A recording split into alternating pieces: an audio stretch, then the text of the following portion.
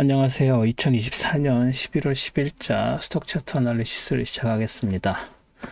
오늘은 엔비디아, 애플, 마이크로소프트, 아마존, 브로드컴, 알파벳, 메타, 코스트코 순으로 진행하겠습니다.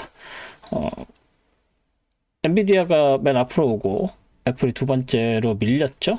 그리고 메타가 네 번째가 다섯 번째 있다가 일곱 번째로 밀렸고요. 그리고 알파벳도 조금 올라왔죠. 메타 위로. 그런 상황입니다. 뭐, 그렇습니다. 네. 엔비디아 보시죠. 엔비디아 차트고요. 지난주에 여기까지 진행이 됐었죠. 그리고 나서 월요일에 좀 더 올라올 거라고 기대를 했었죠. 왜냐하면은 S&P가 아니라 다우에 이제 인텔이 빠지고 엔비디아가 올라간다는 소식이 있어서 그래서 월요일, 화요일까지 이제 월요일에 좀 빠졌습니다만 화요일에 이제 오르는 정도로 됐고 그리고 나서 트럼프가 당선되면서 수요일, 목요일 올라갔죠. 제가 토요일에 트럼프 당선되면 빠질 거야 라고 말씀을 드렸었는데, 뭐 다른 기술주 올라갔는데 웬 햇소리냐라고, 한 분이 댓글을 달아주셨죠. 그때까지만 해도 뭐 트럼프랑 해리스가 되게 비등비등한 상황이었죠. 그런 상황에서, 트럼프 관련된 랠리들이 계속 지속되다가, 살짝 빠지는 상황이었고, 그래서 이제 트럼프가 당선이 되면 그 당시만 해도 불확실성이 사라지면서 쭉 빠지는 그런 분위기였습니다. 그런데 뭐 변명 같지만 월요일 주말 지나면서 해리스가 더 유력하다 뭐 이런 얘기가 이제 나오기 시작했죠. 그러면서 이제 트럼프 당선에 대한 기대감이 많이 떨어지는 바람에 서프라이즈가 나오면서 올랐다고 봐야 될 것 같습니다. 그래서 뭐 이렇게 지금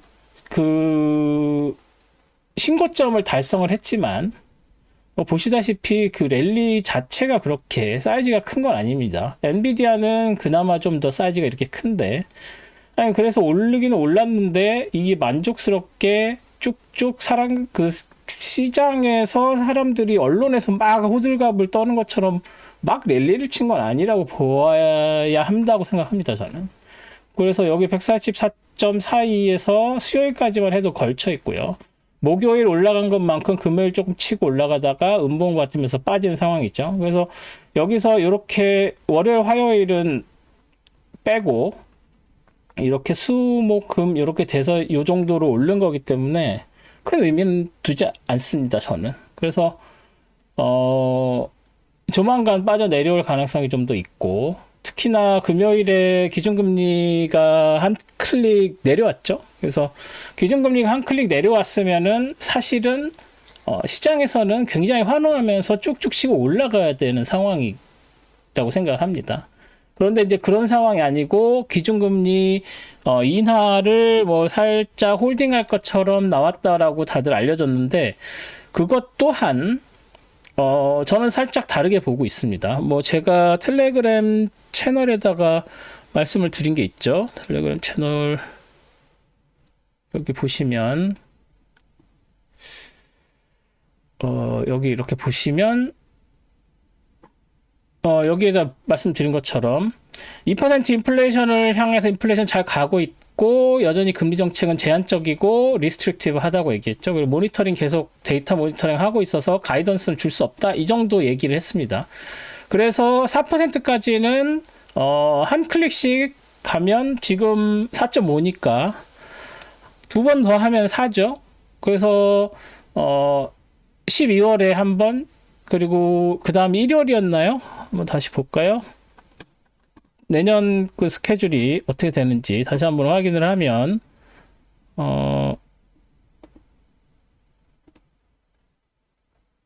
네, 보시면 1월 29일에 그리고 3월 19일에 이렇게 있습니다. 그 얘기는 12월 18일 한 클릭 내리거나 안 내리거나 하고 1월 29일, 3월 19일 그래서 3월까지는 10%까지는 최소한 갈 것이다.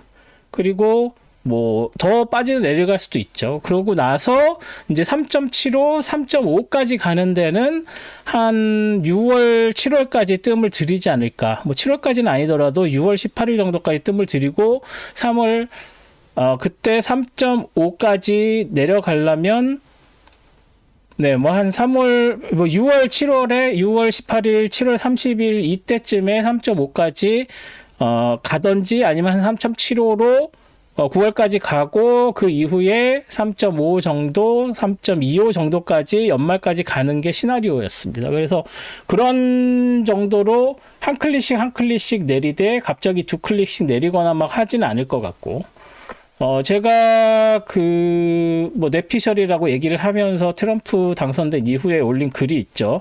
이 위에도 지금 이 글이죠. 이 글에서 말씀드린 것처럼 트럼프가 지금까지 천명한 여러 가지 계획들을 실행을 시키려면 금리 인하를 반대를 할 수 없습니다. 금리를 인하를 해야 트럼프가 원하는 그림이 나와요. 그런데 금리 인하를 하면 안 된다. 그런 식의 스탠스를 보여줬죠. 그 이유는 민주당 쪽 후보들이 계속 금리 인하를 얘기를 하고 있었기 때문에 그랬던 거라고 생각을 합니다. 그래서 금리 인하에 트럼프가 취임을 하기 전이건 한 후건 스탠스를 바꿀 것이다. 그래서 그렇게 된다고 하더라도 이제 파월은 그런 거 신경 안 써 라고 이미 했고 리자인 하냐? 그 얘기에도 리자인 안 해 라고 얘기를 했죠. 그런 상태로 사실 그게 맞는 얘기죠. 대통령이 바뀌었다고 금리 정책이 바뀐다는 건 말이 안 됩니다. 그래서 그런 스탠스를 보일 것 같아서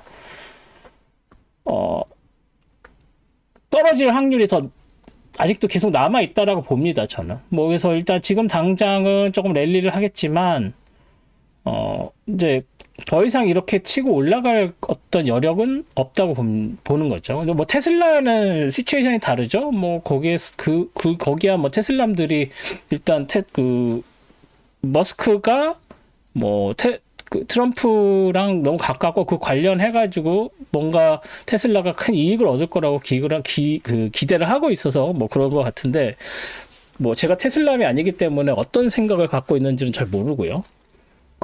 뭐 테마주라고 하는데 트럼프가 당선되고 나서 테슬라가 얼마나 이익을 받고 그 실적이 얼마나 늘어날지 그리고 그 기대만큼 늘어나는 그 가격이 오른 만큼 어떤 그런 실적 같은 게 늘어날 거라고 생각하지 않습니다. 저는 기본적으로 그렇습니다. 그래서 뭐 그쪽 관련돼서 기대를 하시는 분들한테는 뭐 말도 안 돼라고 생각을 하실 만한 얘기지만 저는 그렇게 기대를 하지 않기 때문에 테슬라도 지금 되게 뭐 미친 듯이 오른 상태인데 과연 그게 유지가 될 수 있을까 싶습니다. 뭐 트럼프 4년 내내 그 가격이 유지된다면 다행인데 그렇지 않을 가능성이 좀 더 있어서 네, 그래서 뭐 그렇습니다. 이거 테슬라 얘기가 아니라 그래서 다시 엔비디아 얘기로 돌아오면은 여기 이만큼 올라가서 신고점 치고 올라갔고 했지만 지금 150까지는 아직 못 갔고 뭐 150도 지금 올라가는 추세라면 가능할 수도 있겠다라고 생각을 하시겠지만 일단은 149.77에서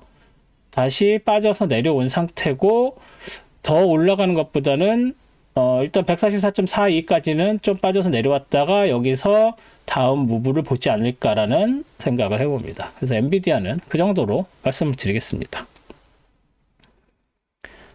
그 다음 애플이죠. 네. 애플은 이렇게 빠져내려와서 이 핑크색 그리고 이 밑에까지 그러니까 지금 1일에 여기까지 쳤었죠. 그 전주 금요일에. 그리고 나서 이 핑크색 라인 이 레인지가 되게 강하다고 말씀을 드렸고 그리고 나서 여기에서 지지받은 게 있기 때문에 여기서 이 핑크색 라인이 강력하지만 빠지게 되면 여기까지도 봐야 된다. 그래서 이 크게 넓게는 이 레인지 좁게는 이 핑크 레인지라고 말씀을 드렸었는데 핑크에서 지지를 확실하게 받았죠. 그리고 나서 월요일날 지지받고 화요일날 가고 오히려 수요일에는 다른 주식들 다 오르는데 혼자 못 오르고 여기서 밀려 내려왔습니다. 그리고 나서 목요일에 조금 더 치고 올라갔나 싶었는데 228.34 맞고 그냥 내려와서 226.59 이게 테크주가 랠리를 쳤다라고 얘기를 할 수 있을 만한 수준인가요? 전 아니라고 생각을 합니다. 그래서 이게 좀 더 다시 이 핑크색까지 내려올 만한 그런 상황이 아닌가라고 보고 있고요. 계속해서 올라간다고 해도 핑크색 그 상한선에 걸쳐서 될 것 같고, 이제 여기선 이렇게 내려오는 다운 트렌드 라인 하나쯤 그려줘도 될 상황이죠. 다시요. 자석 그려놓고, 네, 물론 레인지 무브에서는 중간에 트렌드 라인 안 그린다라고 말씀을 드렸는데, 여기서는 지금 여기가 올라갈지 내려갈지를 모르는 상태라서 이게 지금 그냥 단순히 어떤 펀더멘탈이나 다른 상황 매크로에 의해서 이렇게 레인지를 그린 게 아니고, 지금 여기서 지지받고 올라간 것은 선거 영향이 좀 더 크다라고 보는 거기 때문에 여기서 다운 트렌드 라인을 그려준 겁니다. 그래서 뭐 올라간다고 해도 여기 넘어가기는 어려워 보이고 다시 밀려서 내려올 가능성이 좀 더 커 보입니다. 그래서 다음 주에 뭐 크게 매크로도 없고 그런 상황이라서 일단은 이 밑에서 CPI가 있긴 한데 뭐 레이트 시전이 이번 주에 다 결정된 다음에 CPI가 어떻게 나온다고 해도 그게 큰 그 의미를 갖지 못할 것 같습니다. 왜? 파월의 인터뷰 내용 자체가 CPI 그 정도 CPI가 뭐 이렇게 좀 서프라이즈가 나온다고 해도 기준금리에 큰 영향을 미칠 수 없기 때문이죠. 그래서 그런 부분까지 고려를 해서 12월에 다시 원클릭 하락 가능성이 있다라고 제가 말씀을 드린 것입니다. 네, 그래서 그렇게 생각을 하시면 될 것 같고, 그래서 애플은 조금 더 밀릴 가능성이 있다라고 보여집니다.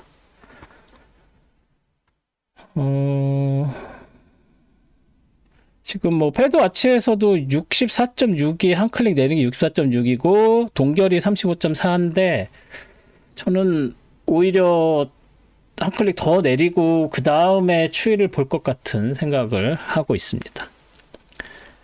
다음 그 애플은 이 정도로 정리를 하겠습니다. 그다음에 이제 마이크로소프트죠. 마이크로소프트도 마찬가지로 내려오고 나서 여기에서 밀려 내려온 상태에서 시작을 했죠. 월요일은 그 음봉 만들면서 살짝 더 밀렸다가 화요일날 여기서 지지받았고 수, 목 갔는데 금요일은 목요일 고점보다도 밑으로 내려온 인너 바를 만든 상황이죠. 인너 바가 뭐냐면 이 고점은 그 전바의 고점보다 낮고 저점은 그 전발 고점 저점보다 높은 이런 상태. 그래서 이 레인지 안에 들어가 있다. 인사이드 바라고 얘기를 하는데, 이 인사이드 바를 만든 상황에서는 여기서 이렇게 올라가는 하나 두 개가 그냥 꺾여서 내려왔죠. 이게 뭐 여기까지 치고 올라가서 미친 듯이 테슬라처럼 오른 게 아니기 때문에 이거를 뭐 선거 끝나고 랠리를 쳤다라고 얘기하는 건 어불성설입니다. 오히려 더 하락 가능성이 있다고 보고요. 그렇지만 여기서 이렇게 밑에서 올라오는 트렌드 라인을 꺾고 올라가서 여기가 지지선이 될 가능성이 있죠. 그래서 마이크로소프트는 소프트하게 여기까지만 받고 지지받고 이 안쪽에서 430.80 이 정도까지 오를 정도, 아니면 이 핑크색 거기까지도 뭐 가려면 가지만 마이크로소프트가 지금 그렇게 어떤 호재라고 할 만한 것들은 없다고 보고 있습니다. 그래서 뭐 실적 이런 것도 다 지났고 그래서 딱히 올라갈 만한 여지는 없다. 그래서 이 레인지 안쪽에서 움직이되 살짝 장이 무거운 정도로 해석을 해야 될 거라고 생각을 합니다. 그래서 지난주 금요일 이 정도 레벨까지는 뭐 빠져서 내려오거나 아니면 안 되더라도 430.80 정도, 그래서 이 파란색 이 두 개의 파란색 레인지 안쪽에서 움직일 가능성이 더 높다. 아니면 426.79 여기 이거를 이제 이 파란색까지 가려면 얘를 버텨내야 되는데 과연 얘를 버텨낼 수 있을까? 그 상한선, 그 저항선을 버텨낼 수 있을까? 잘 모르겠습니다. 얘가 그렇게 강해 보이지 않기 때문에, 얘보다 얘가 덜 강해 보이기 때문에 여기서 저항받고 이렇게 내려올 가능성이 좀 있지 않나 라는 생각을 해보게 됐습니다. 그래서 마이크로소프트는 그 정도로 정리를 하겠습니다. 다음 아마존이네요. 네, 아마존 같은 경우에는 랠리를 뭐 잘 쳤죠. 뭐 여기서 올라가긴 했지만 이 전에 있었던 게 월요일 화요일인데 월요일 화요일에도 갭 상승한 상태였죠. 이미 얘는 선거랑 상관없이 일단 갭 상승하면서 많이 오른 상태였었죠. 그런 상태에서 기술적 반락을 했다가 그 선거 영향 받아서 이렇게 치여서 올라갔습니다. 그래서 여기서 저항받고 여기서 지지받고 올라가서 여기서 올라가는 트렌드 라인에서 저항을 받았고 그런 상황에서 목요일 날 좀 더 올라갔다가 다시 밀려 내려온 얘도 인사이드 바죠. 인사이드 바는 뭐다? 방향 바뀐다. 도지보다도 더 강하게 방향이 바뀌는 사인이죠. 그래서 여기서 올라가는 이 모멘텀 선거 이전에 이미 월요일 화요일에 갭 상승했었던 이 모멘텀이 꺾여서 내려오는 상황이라서 뭐 여기까지 내려올 것 같지는 않습니다. 이게 너무 길게 올라갔기 때문에. 그래서 이 트렌드 라인에서 저항을 받은 거죠. 그래서 여기서 다시 밀려 내려오되 여기가 강한 지지선이 될 수 있겠죠. 그래서 이 안쪽에서 장이 벌어질 확률이 높아졌다라고 보는 게 타당할 것 같습니다. 뭐 아마존도 역사상 고점을 찍은 상황이죠. 그리고 이 포인트도 뭐 여기서 올라가는 트렌드 라인을 그린다거나 아니면 여기까지 가는 뭐 이런 식의 분석이 가능하겠죠. 아이고. 네. 그렇지만 뭐 그런 식의 트렌드 라인의 영향까지도 받지 않은 상황이라고 봐야 되겠죠. 여기서는 여기가 아니죠. 얘를 안 해놨군요. 이렇게 돼서 이 정도까지 가는 아니면 여기서 이렇게 밑으로 내려오는 여기까지 봐야 되겠군요. 예, 이 정도까지는 충분히 갈 수 있는 상황이었다라고 볼 수 있겠습니다. 하지만 여기에서 올라가는 패러렐 채널이 이렇게 여기서 이렇게 올라가는 이게 있기 때문에 뭐 이 근처까지 올라가려면 올라갈 수 있었죠. 하지만 이 밑에서 올라오는 요 트렌드 라인에 저항을 받아서 빠져서 내려오고 있는 상태다. 이렇게 보셔야 될 것 같습니다. 아마존도 살짝 그 모멘텀이 꺾인 걸로 보시는 게 타당해 보입니다. 이렇게 정리하겠습니다. 다음 브로드컴이죠. 네, 브로드컴도 마찬가지 월화 지나서 월화 이게 내려오다가 월화에 올라갔다가 선거 결과 분위기 받고 올라갔는데 도지 만들었죠. 어디서 180.25에서 저항을 확실하게 받았고 다시 갭 상승하면서 분위기 타서 올라갔는데 결국은 금요일 날 빠져 내려와 버렸죠. 그래서 금요일 날 빠져 내려오면서 얘는 뭐 보기에는 양봉 만들면서 괜찮아 보이는데 도지 만들면서 인사이드 봉도 아니고 도지 만들면서 그냥 모멘텀이 살짝 꺾인 거. 왜냐면 여기 이 저항선에서 저항을 받았다는 게 중요하죠. 그래서 이걸 뚫을 수 있을 만큼의 모멘텀이 있느냐라고 얘기를 하면 어려워 보이죠. 그래서 이제 다른 것들도 보면 이렇게 꺾여져서 내려올 가능성이 좀 더 있다라고 보는 게 타당할 것 같습니다. 제가 이렇게 꺾여질 거 내려올 것 같습니다라고 얘기한 건 100% 내려온다는 뜻이 아니죠. 항상 전에도 말씀드렸지만 보통 많이 잡아줘 봤자 6대 4 정도 비율. 올라가는 거 4에 내려오는 거 6 정도 얘기할 때 이렇게 꺾어져 내려올 것 같다라고 얘기를 하는 거예요. 그런데 정말 강하게 이거는 확실하게 꺾입니다. 이 정도 돼도 70대 30 정도. 30% 위로 올라가고 70% 내려올 확률. 제가 무슨 신도 아니고 그거가 이거 당연히 다음에 내려와요. 이런 식으로 전 얘기하지 않습니다. 지금까지 해왔던 모든 동영상들에서 다 그런 식으로 얘기를 했어요. 그러니까 그런 거를 오해하지 마시고 괜히 그런 걸 오해하셔서 포지션 잡으셨다가 낭패 보지 마시고 그런 부분들을 고려를 하셔서 여기서 제가 이건 좀 장이 무겁습니다 라고 말씀드리면 한 6대 4 정도라고 생각을 하시면 될 것 같습니다. 어쨌거나 브로드컴도 마찬가지죠. 뭐 여기 트렌드 라인 새로 그릴 만한 것도 따로 없어요. 그래서 뭐 새로 이렇게 트렌드 라인 그리고 막 그렇게 할 만한 게 거의 없습니다. 얘는 이제 버려도 되겠죠? 지워도 되겠죠? 얘도 지워도 될 것 같고. 얘도 이거 따라서 잘 해가지고 지지를 받은 상황이었죠. 이건 놔둬도 되겠네. 일단은 월요일에 지지를 받은 라인이니까. 뭐 이게 다시 쓰일 일은 없지만 언제 이렇게 됐는지 볼 필요가 있기 때문이죠. 그래서 뭐 여기서 올라가는 트렌드 라인도 아직 멀었으니까 그때 가서 그려주면 될 거고 내려온다고 하면 뭐 안 내려올 가능성이 더 커 보입니다. 여기서는 이게 내려오고 있기 때문에 여기서 이렇게 여기서 이렇게 얘 따라서 이렇게 트렌드 라인을 그려주진 않습니다. 보통 이거는 이제 가파르게 된 거니까 얘는 논외고 꺾였다가 올라갈 때 요거는 첫 번째 트렌드 라인이죠. 그리고 나서 다시 꺾여서 내려가서 올라갔기 때문에 여기는 이제 그려준 겁니다. 하지만 이게 이런 식으로 한 번, 두 번, 다시 세 번째 되면 여기나 여기에서는 그려주지 않습니다. 왜냐하면 이게 이제 이렇게 옆으로 흘러서 점점 더 부채처럼 이렇게 넓게 퍼지게 되면은 그 트렌드 라인은 다시 이렇게 하락할 가능성이 더 커져서 트렌드 라인을 그려서 한다고 해도 그 트렌드 라인이 브레이킹이 되는 게 의미가 없어져 버려요. 예를 들어서 여기서 이 포인트를 놓고 한다고 쳐도 이게 더 이렇게 밀려서 내려올 가능성이 여기서 지금은 여기까지 올라갔지만 이것뿐만이 아니라 여기서 지금 올라갔으니까 여기서 이렇게 그린다고 해도 이게 꺾여져서 내려오고 이게 브레이킹이 되는 게 큰 의미가 없습니다. 그래서 여기가 이렇게 꺾여졌다. 그러면 이게 다운 트렌드로 바뀌었구나. 아니면 이게 지지받고 올라간다 해서 여기서 다시 반등하는구나. 그렇게 얘기하기가 되게 어려워집니다. 그래서 이런 건 그리지 않아요. 이렇게 그리지 않습니다. 그래서 여기서는 이렇게 내려오는 거를 여기 밑에서 오히려 여기서는 그려줄 수 있을 만한 게 뭐 여기에서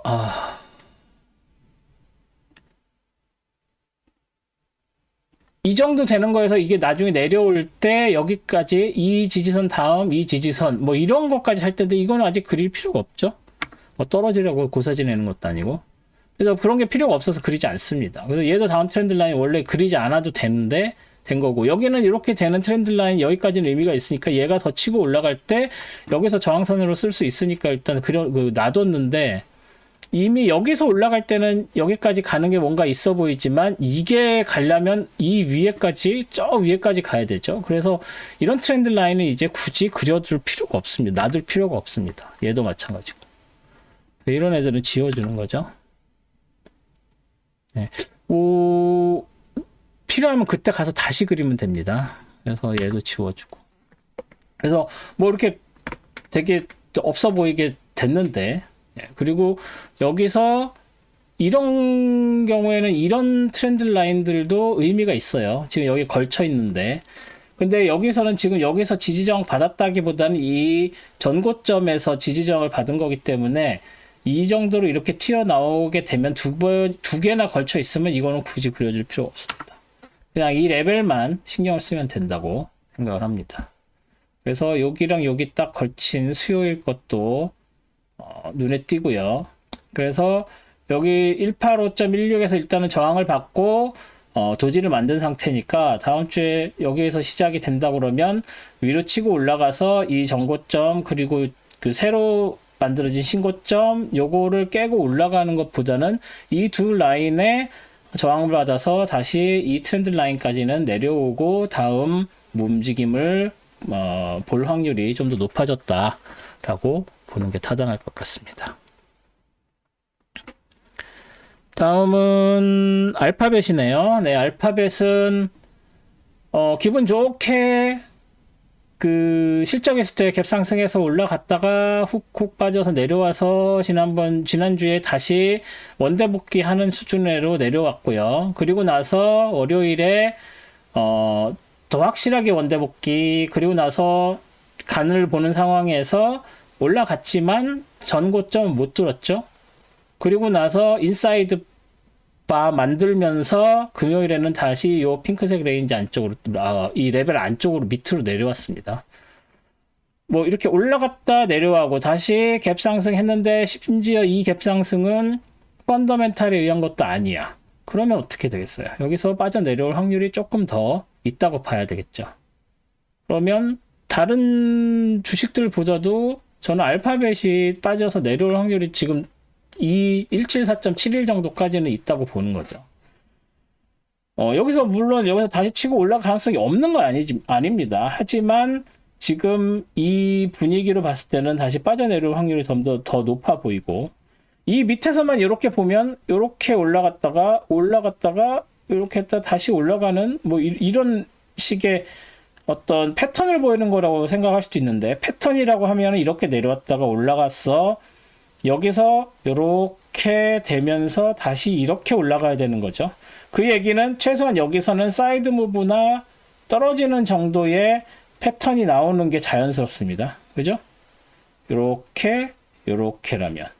그죠? 그래서 사이드 무브, 이게 레인지 무브로 이렇게 옆으로 가든지 아니면 다시 밑으로 내려와서 여기서 이렇게 다시 치고 올라갈 가능성이 더 높아 보이죠? 이 패턴을 따른다면. 근데 이제 과연 그 패턴이 어디까지 될 것이냐. 지금 여기도 새로 레벨 하나 그려줄 필요가 있어 보입니다. 그래서 이렇게 레벨 그려주고 두껍게 파란색으로. 그죠? 이렇게 해주고 얘가 지금 여기에 있는 어떤 레퍼런스도 없기 때문에 새로 그려준 거죠. 그래서 얘가 여기까지 닿을 수 있으면 좋겠지만 닿는 것마저도 좀 힘들어 보이고 일단 이 밑에서 핑크색 레인지를 핑크색 라인 레벨을 극복을 해서 내려서 올라갈 수 있을 것인지 아니면은 다시 이렇게 내려오는 하락 트렌드를 새로 형성을 할지는 월요일 화요일 돼봐야 알겠고 떨어질 확률이 조금 더 높다라고 말씀을 드릴 수가 있겠습니다. 다음 메타죠.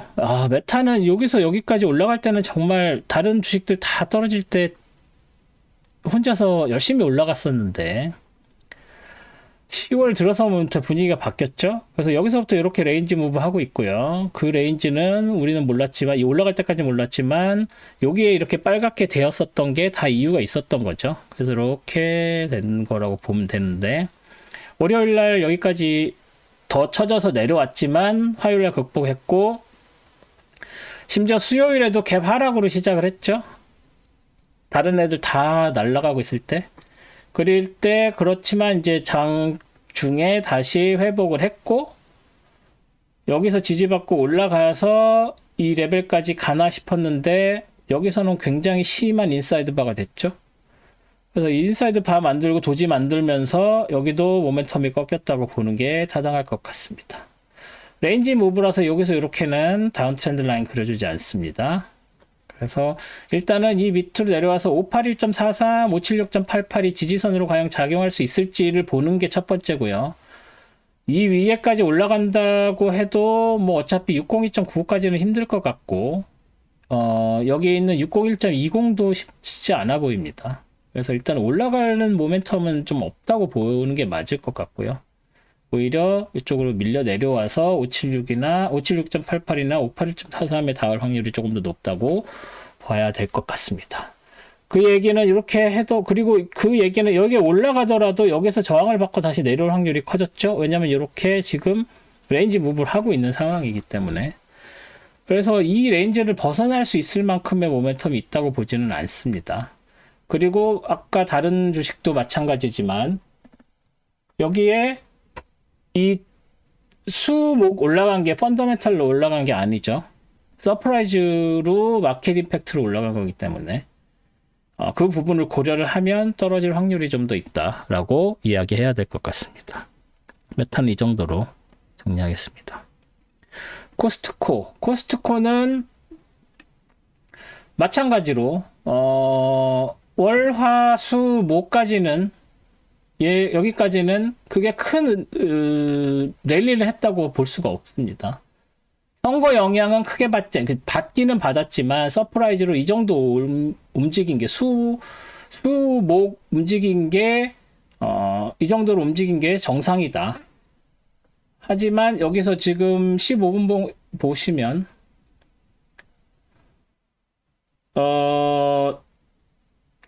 어디죠? 6일 오후 1시 이때쯤이죠? 이때쯤부터 올라오기 시작해서 이게 지금 맞죠? 익스체인지 시간이죠. 이때쯤에 발표된 기준금리 이후에 쭉쭉 치고 올라간 거죠. 그리고 나서 끝났다가 그 다음날 다시 오르기 시작을 한 거죠. 그래서 그 기준금리 영향을 받았다고 얘기를 할 수밖에 없습니다. 코스트코는. 왜냐면 기준금리 그 인하가 나오면서 기준금리 인하가 나왔다는 얘기는 경제를 되게 긍정적으로 볼 수밖에 없다는 신호가 되기 때문에 경제에 영향을 받는 주식은 기준금리 인하 때 오르고, 그게 아니고 기준금리 인하 때문에 손해를 보는 기업들은 오히려 빠지고 이런 모습을 보일 거라고 말씀을 드렸었죠. 그래서 이 수목 랠리는 선거에 의한 마켓 임팩트라고 보고, 다른 주식 같으면 그래서 이제 금요일날 이렇게 빠지는 분위기였는데, 목요일에 기준금리 발표한 이후로 기준금리 인하의 수혜를 보는 주식으로 코스트코가 이렇게 다시 역사적 고점을 찍었습니다. 그래서 이거 지금 뭐 일단 체크는 해놓을게요. 왜냐하면 올라갔다가 여기가 이게 니들이 굉장히 길면은 여기가 그냥 고점일 확률이 높죠. 그래서 여기서 뭐 한다고 해도 그 다음에 이 다음에 올라가는데 하루 만에 올라가기는 어렵고, 뭐 올라간다고 해도 며칠 걸리거나 더 한참 걸릴 가능성이 있습니다. 그리고 오히려 여기서 15분봉 보시면 여기까지 치고 올라갔다가 이제 반락을 한 상태죠. 그렇기 때문에 더 빠져서 내려오거나 여기서 이렇게 간을 볼 확률이 더 높아졌다고 봐야 되겠죠. 그래서 여기를 신고점으로 해서 한참 이 레벨이 의미를 가질 수 있다라고 보는 게 타당합니다. 그리고 저 포인트는 어떻게 된 거죠? 여기서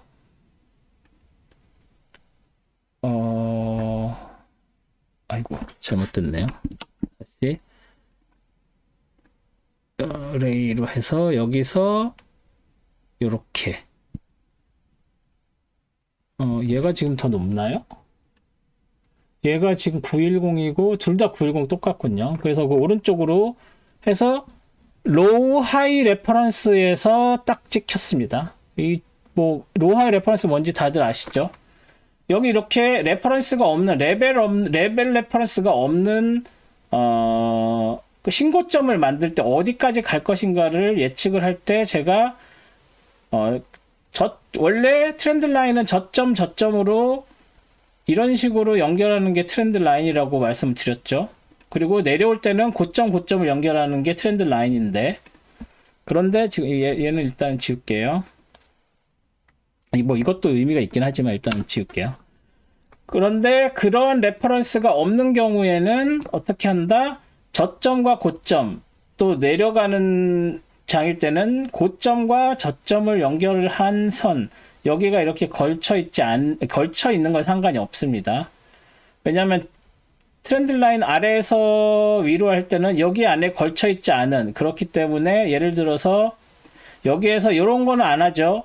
이렇게 되면 여기 얘네들이 걸쳐 있기 때문에 이 걸쳐 있지 않은 걸 트렌드 라인으로 만들어야 되니까 이렇게 트렌드 라인을 만드는 거죠. 그래서 걸쳐 있는 선이 있으면 안 되는데, 이렇게 로우 하이 로우 레퍼런스 라인을 만들 때는 이런 게 걸쳐 있어도 상관이 없습니다. 어차피 저점과 고점을 연결하려면 이런 게 걸릴 수밖에 없는 게 당연해요. 뭐 어쨌거나. 그래서 저점과 고점을 이렇게 연결한 선이 딱 저항선이 돼서 예측 가능한 랠리였다라고 말씀을 드릴 수가 있습니다. 그래서 이게 뭐 예측 가능한 다른 주식들도 이런 움직임을 보일 때 이렇게 맞는 경우가 많았죠. 엔비디아도 그랬고, 브로드컴도 이런 뭔가에 한번 그렸었던 기억이 나는데, 그래서 여기서도 또 한번 로우 하이 레퍼런스가 했었다라는 말씀을 드릴 수가 있겠습니다. 여기서 얘를 피보나치 리트레이스먼트에서 한 가지 더 그리면, 얘를 1로 놓고 얘를 0으로 놨을 때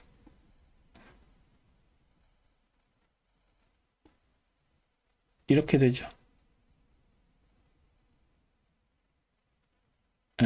이렇게 됐을 때에 그 1.618 라인도 영향을 줬다고 볼 수 있겠습니다. 하지만 이거라고 얘기하기가 조금 거시기한 게, 여기에 이미 다른 그 1에 해당하는 선들이 있잖아요. 그러니까는 얘를 가지고서 이렇게 그 한참 레인지 무브를 한 거를 무시하고 얘를 1로 놓고 여기를 0으로 놓고 이렇게 해서 하는 거는 짜맞추기밖에 안 되죠. 그래서 얘를 기준으로 해서 뭔가 했다기보다는 제가 말씀드린 것처럼 로우 하이 레퍼런스로 이렇게 고점이 만들어졌다라고 보는 게 더 타당해 보입니다. 그래서 이런 거 할 수 있다는 거 다시 한번 참고하시고요. 뭐 다시 이 레인지 안쪽에서 코스트코는 이제 장이 벌어질 확률이 높다 정도로 정리를 하도록 하겠습니다.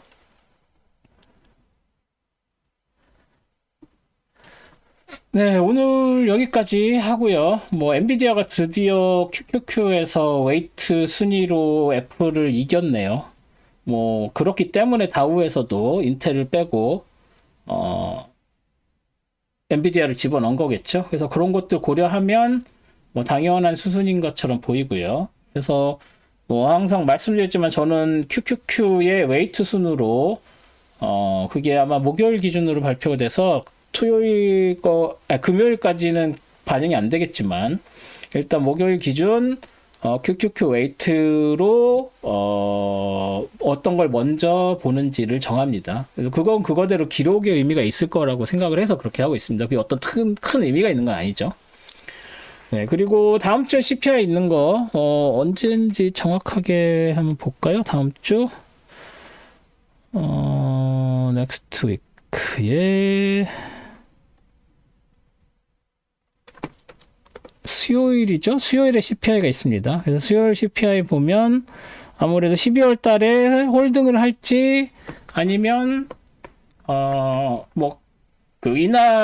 원클릭 인하가 나올지가 뭐 CPI 보면 좀 나올 것 같다라고 생각을 하는데 또 사실 그게 나온다고 해도 12월 CPI는 또 그 12월 CPI 그러니까 레이트 시즌 전에 나오죠. 그래서 앞으로 봐야 될 CPI가 두 개나 되죠. 그래서 일단 이번 CPI보다는 다음 CPI가 조금 더 영향이 있을 거라고 보고 그렇기 때문에 이번 CPI에는 큰 영향을 받지 않을 거다라고 생각을 합니다. 그리고 CPI가 웬만큼 서프라이즈로 높게 나오지 않는 이상 다음 달에 한 클릭 인하는 좀 확률이 더 높지 않나. 뭐 지금 패드와치에서 64.6을 본다는 얘기는 그러니까 패드와치에서 64.6, 35.4라고 지금 돼 있는데 그런 상황이면 5대5로 보는 게 맞습니다. 패드와치는 이제